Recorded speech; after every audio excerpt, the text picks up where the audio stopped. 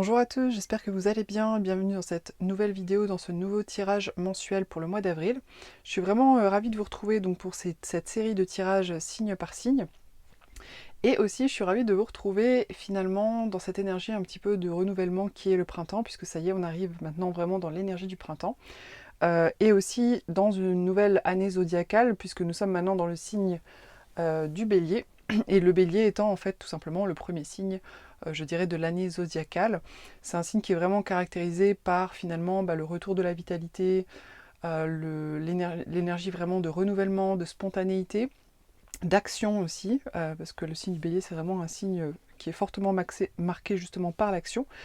Et c'est vrai que je dis souvent que, vous savez, à la nouvelle année, le 1er janvier par exemple, on a souvent des bonnes résolutions, on se dit voilà c'est une nouvelle année, on est motivé, on veut faire plein de choses, on veut mettre plein de choses en place, mais je dis souvent que c'est pas vraiment la meilleure période, c'est une bonne période pour préparer, mais finalement le moment où très concrètement les nouveaux projets se mettent en place, généralement ça va être plutôt arrivé mars-avril justement, arriver finalement l'énergie printanière et justement ce signe du bélier qui va tout simplement pousser tout un chacun à être dans une forme de mise en action, de passage à l'action, de mise en action, de vitalité aussi, parce que finalement pour mettre en place des choses, que ce soit dans sa vie personnelle, pour sa santé, pour son bien-être, ou en termes de projets concrets, eh ben, il faut quand même un minimum, je dirais, de vitalité pour le faire.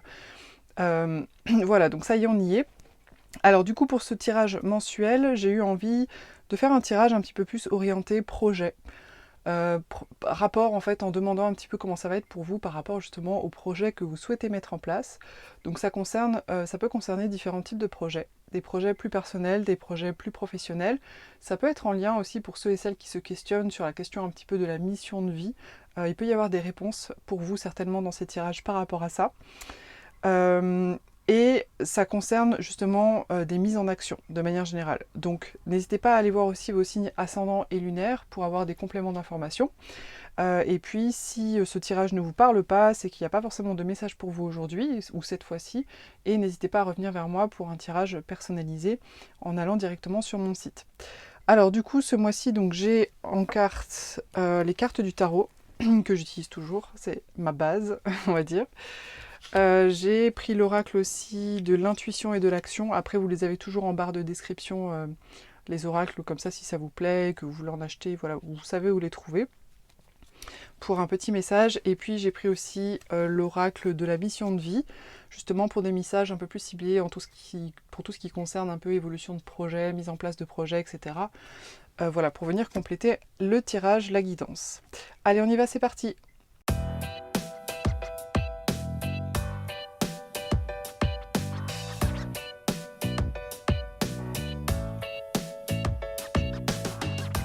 Les Capricornes, pour ce mois d'avril, pour vos projets, vous arrivez avec l'état d'esprit de la 9 de bâton. La 9 de bâton qui indique que peut-être récemment vous avez eu un peu des déceptions, pourquoi pas éventuellement des échecs. Alors le mot échec c'est un mot un peu lourd, hein. Voilà, c'est pas... mais peut-être qu'il y a des choses que vous espériez dernièrement qui se sont au final pas... qui n'ont pas abouti, qui ne sont pas forcément concrétisées. Et du coup vous vous trouvez un peu dans cette posture, un peu comme ce monsieur là, c'est-à-dire à se sentir un petit peu perdant, et puis avec un petit bandeau sur la tête parce que il a pris un coup au passage bien sûr, donc un petit peu amoché aussi physiquement, pourquoi pas émotionnellement aussi, et du coup à vous trouver déçu, pourquoi pas dans une forme d'amertume, et aussi pourquoi pas dans une forme de jalousie, parce qu'on voit bien ce personnage qui regarde vraiment de travers. On suppose que par ici il y a d'autres personnes justement qui, elles, pour le coup, ont eu gain de cause, ont été entre guillemets victorieuses. Donc ce que ça indique ici, c'est vraiment, pour moi, vous arrivez sur ce mois avec peut-être un état d'esprit sur le plan émotionnel où vous êtes un petit peu perturbé, où vous êtes peut-être un petit peu négatif ou négative, où vous êtes un peu voilà, dans de la jalousie, dans de l'amertume, de la déception aussi, vraiment, je ressens ça, de la déception, parce qu'il y a des choses que vous espériez peut-être mettre en place dernièrement qui n'ont pas fonctionné. C'est ok, les échecs de toute façon font partie de la vie, on en rencontre tout le temps, peu importe le domaine de vie. Voilà, mais en tous les cas, ça m'indique que vous êtes un peu là-dedans sur le plan émotionnel. Alors, ce que vous désirez le plus, c'est la 7 de denier.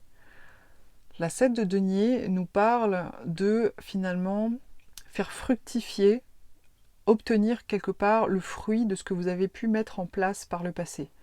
Là, moi, ça me montre vraiment que j'ai l'impression d'être en face quand même de personnes qui essayent déjà depuis un certain temps de mettre en place des projets, quels qu'ils soient plutôt pour la vie personnelle, la vie professionnelle, la mission de vie, etc. Peu importe vraiment. Et là, en fait, ce qu'on me dit sur ce mois d'avril, ce que vous désirez le plus finalement, c'est voir la concrétisation de ce que des graines que vous avez plantées par le passé. Parce que c'est ça ici en fait, c'est vraiment un jardinier, il y a un petit buisson qui a été planté à un moment donné, et il attend patiemment que les fruits du coup apparaissent, arrivent à maturité, et qu'il puisse récolter ces fruits, tout simplement. Donc, ce que ça m'indique aussi, c'est que ce que vous désirez aussi peut-être, c'est que les choses se fassent d'elles-mêmes. Parce que là, cette carte, elle indique vraiment ça. C'est-à-dire que le jardinier, là, il n'est pas en train d'essayer d'obtenir un résultat, donc d'obtenir des fruits. En faisant quelque chose, il laisse juste la vie, la nature se faire. Donc moi ce que ça m'indique là sur ce mois d'avril, c'est que peut-être vous êtes un peu dans une posture passive, à vouloir laisser les choses se faire naturellement. Des fois c'est une bonne chose, des fois c'est un conseil, des fois c'est quelque chose qu'on devrait même plutôt mettre en application. Dans certains cas c'est pas forcément une bonne chose. Je me demande même si peut-être ces amertumes, ces échecs éventuellement répétés vous ont finalement amené à penser ça, à penser que bah moi j'en ai marre, je fais plus rien. De toute façon, à chaque fois que je dis quelque chose, ça fonctionne pas. À chaque fois que je fais quelque chose, ça fonctionne pas. Donc je fais plus rien, puis j'attends que ça se passe et j'attends que les concrétisations, les fruits arrivent. Ça, c'est aussi une possibilité. Est-ce que vous avez raison? Est-ce que vous avez tort? Peut-être que oui, peut-être que non. On va voir un petit peu comment ça se passe dans la suite du tirage.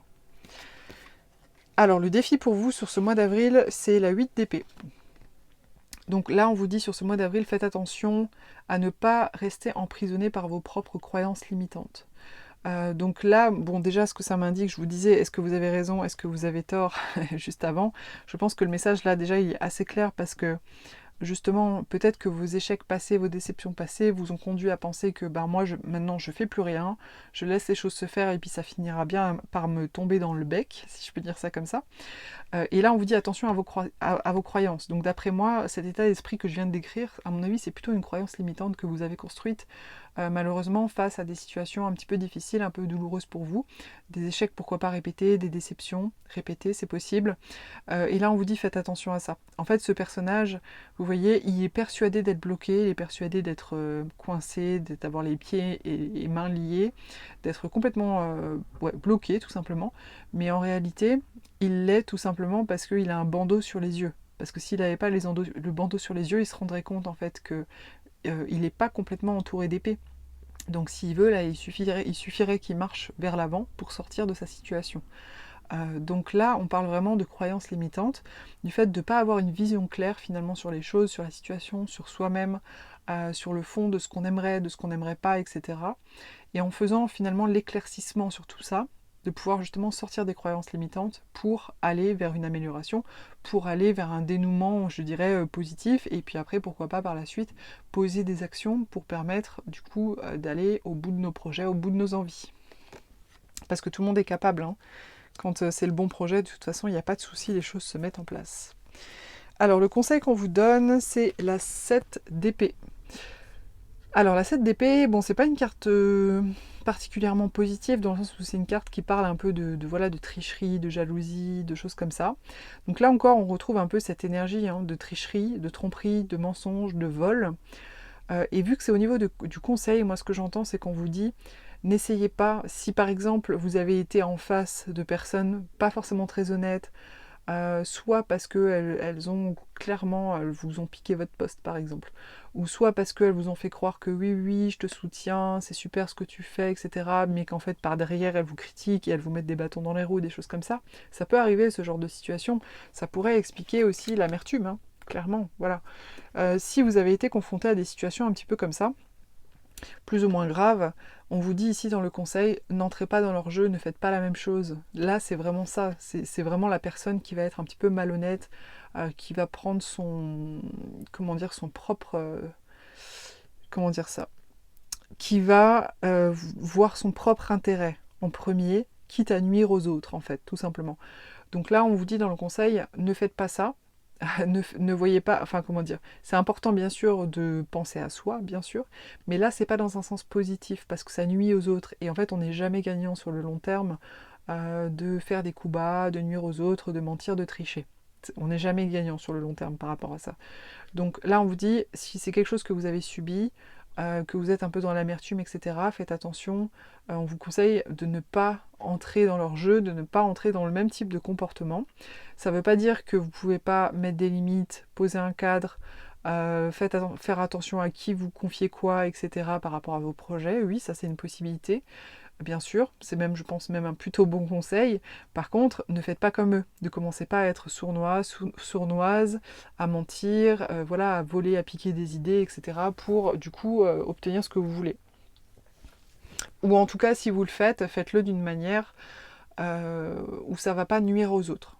Voilà, un peu plus égoïste, peut-être que vous avez besoin d'être un peu plus égoïste, mais pas d'une manière où vous allez faire des coups bas, où vous allez nuire aux autres. Alors l'appui sur lequel vous pouvez vous reposer, c'est la 3 de denier.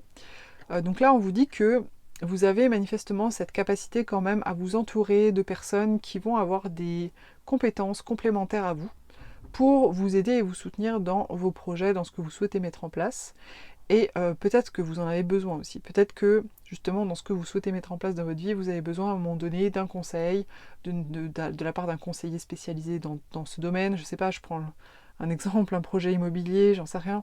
D'avoir quelqu'un qui a telle ou telle compétence technique que vous n'avez pas, pour justement vous aider à mener à bien votre projet, ou en tout cas à avancer dans vos projets. Donc n'ayez pas peur quand même de vous entourer, ça n'empêche pas, c'est pas parce qu'il y a des personnes qui vous aident avec leur propre champ de compétences que ces personnes font le projet à votre place, ou vous le prennent, ou ont une main, j'allais dire un pouvoir de décision sur vos projets. Vous pouvez tout à fait garder la main sans aucun problème. En finalité, on a la 6 de denier. Alors la 6 de denier parle d'un juste retour à l'équilibre sur le plan matériel et financier. Donc peut-être que toute cette situation-là, justement, cette situation un peu de frustration, justement avec ces énergies un peu de vol, de malhonnêteté, etc., peut-être que ça vous a mis un peu en difficulté sur le plan matériel et financier, c'est-à-dire que vous avez peut-être vu d'autres personnes obtenir sur le plan matériel et financier des choses que vous souhaitiez pour vous, et donc du coup ça vous a manqué, ça a été un manque à gagner pour vous, forcément. Peut-être qu'on vous a directement pris des choses aussi, ça c'est possible. En tout cas, en finalité, ça me paraît plutôt positif parce que ce que ça indique ici, c'est que vous arrivez finalement à retrouver une forme d'équilibre sur le plan matériel et financier entre ce que vous possédez, ce que vous laissez aux autres. Donc peut-être que vos besoins et vos envies vont être réajustés aussi. Mais en tous les cas, pour moi, ça veut dire, je ne sais pas si vous allez obtenir gain de cause pour certaines choses ou si vous allez réussir tout de suite à mettre en place des choses par rapport à vos projets et avoir des concrétisations, c'est possible. Mais en tous les cas, vous allez vous trouver quand même dans une situation où vous n'êtes peut-être pas bénéficiaire à fond, mais en tous les cas, dans un retour d'équilibre, dans quelque chose qui est équilibré, où vous sentez que c'est ok, je donne, je reçois, les choses sont équilibrées, j'ai suffisamment, voilà, tout va bien. Grosso modo, c'est plutôt ça l'état d'esprit. Alors j'ai tiré ensuite une petite carte conseil ou un message, donc j'ai tiré la carte de la protection. Donc là on vous dit en fait par rapport à ce que vous traversez actuellement, par rapport à l'évolution de vos projets, vous êtes protégé, vous n'êtes pas seul, vous êtes protégé, vous êtes guidé tout simplement. Donc voilà, et gardez confiance, gardez une forme de force intérieure justement en sentant cette protection avec vous, autour de vous. Peut-être qu'il va aussi vous aider pour dénouer un peu certaines situations où vous portez chance entre guillemets dans les temps à venir. J'ai tiré également aimez-vous sans condition. Donc ça, ce que ça veut dire, c'est vraiment si vous avez traversé une période un peu difficile, que vous avez eu peut-être des déceptions aussi sur le plan humain, rapport à vos projets, etc. C'est toujours un peu difficile quand on vit des échecs. Souvent, vous savez, quand on est dans cette énergie-là, on en veut aux autres, mais souvent le pire c'est qu'on s'en veut le plus à soi-même. Donc là, on vous invite vraiment pour retrouver une forme d'équilibre, retrouver une forme de paix par rapport à ce que vous avez pu traverser. Vraiment de cultiver l'amour de vous-même, d'accepter en fait les éventuelles erreurs que vous avez pu faire, la confiance que vous avez peut-être accordée à certaines personnes alors qu'il n'aurait pas fallu, etc., etc. Et là, on vous invite vraiment à retrouver Voilà, cet amour sans condition de vous-même, que vous ayez fait des erreurs ou pas, que vous ayez réussi ou échoué, et de vous rappeler aussi que peu importe finalement le dénouement de vos projets, alors certes c'est important, on est tous contents quand ça fonctionne, et aussi pour des raisons matérielles, hein, faut pas oublier la réalité, quand il s'agit par exemple de projets professionnels, mais là on vous dit vraiment aimez-vous quoi qu'il arrive, même si vous avez fait plein d'erreurs dernièrement, c'est pas grave, et puis vous pourrez faire différemment de toute façon plus tard. Et surtout, ça ne doit pas conditionner votre amour de vous-même.